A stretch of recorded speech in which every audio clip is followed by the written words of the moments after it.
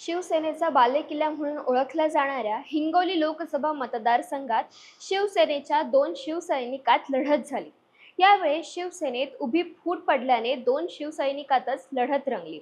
यामध्ये ठाकरे गटाचे शिलेदार नागेश पाटील आष्टीकर यांनी एक हाती बाजी मारत शिंदे गटाचे उमेदवार बाबूराव कदम कोहळीकर यांना पराभवाची धूळ चारली। 2014 मध्ये मोदी लाट असून सुद्धा काँग्रेसचे राजीव सातव या मतदारसंघातून निवडून आले होते। आता त्यांच्याच पत्नी म्हणजेच डॉक्टर प्रज्ञा सातव यांच्या विरोधात खासदार नागेश पाटील आष्टीकर यांनी एक तक्रार केली आहे। आता यावरूनच महाविकास आघाडीत वादाची ठिणगी पडली आहे। आता नागेश पाटील आष्टीकर यांनी प्रज्ञा सातव यांच्यावर काय आरोप केलेत, कोणत्या आधारावर हे आरोप करण्यात आलेत आणि हे आरोप खरे आहेत का, या सगळ्या प्रश्नांवर आपण या व्हिडिओच्या माध्यमातून चर्चा करूया। नमस्कार, मी आदिती। हिंगोली लोकसभा मतदारसंघात यावेळी शिवसेना शिंदे गट विरुद्ध शिवसेना ठाकरे गट अशी लढत झाली। त्यातच वंचित बहुजन आघाडीकडूनही पूर्वाश्रमीचे शिवसेनेचे पदाधिकारी डॉक्टर बी.डी. चव्हाण यांनी उमेदवारी दाखल केल्याने निवडणूक तिरंगी झाली। या निवडणुकीत महाविकास आघाडीकडून शिवसेनेचे नागेश पाटील आष्टीकर यांनी तब्बल 1 लाखापेक्षा अधिक मतांनी विजय मिळवला।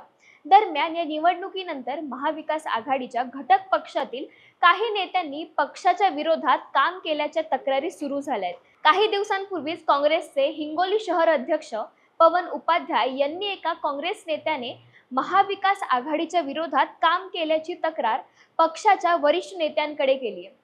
त्यांचा रोख काँग्रेसच्या विधान परिषद सदस्य डॉक्टर प्रज्ञा सातव यांच्याकडे होता। त्यानंतर खासदार नागेश पाटील आष्टीकर यांनीही नुकतेच काँग्रेस पक्षाचे राष्ट्रीय सचिव के.सी. वेणुगोपाल यांना पत्र पाठवून डॉक्टर सातव यांची तक्रार केली आहे।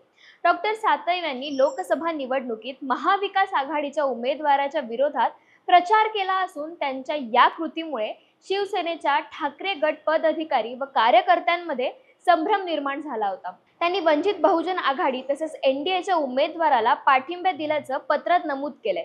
विशेष म्हणजे लोकसभा निवडणुकीच्या प्रचाराच्या वेळी महाविकास आघाडीच्या रॅलीमध्ये त्यांनी सहभाग नोंदवला नसल्याचे नमूद केले।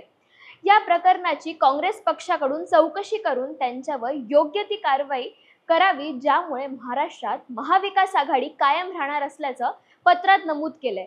आता पत्रामध्ये या सगळ्या बाबी नमूद केल्या असल्या तरी 11 एप्रिल 2024 जेव्हा नागेश पाटील आष्टीकर पत्रकारांशी संवाद साधत होते तेव्हा त्यांना प्रश्न विचारण्यात आला की प्रज्ञा सातव आपल्या प्रचारात का सहभागी झाला नाहीत, त्या नाराज आहेत का?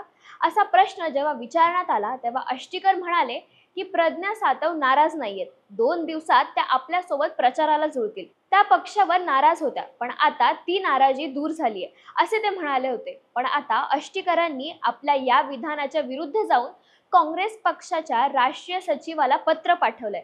पण प्रज्ञा सातव यांनी खरंच मवियाच्या विरोधात प्रचार केलाय का आणि या मागचं कारण काय ते बघूया।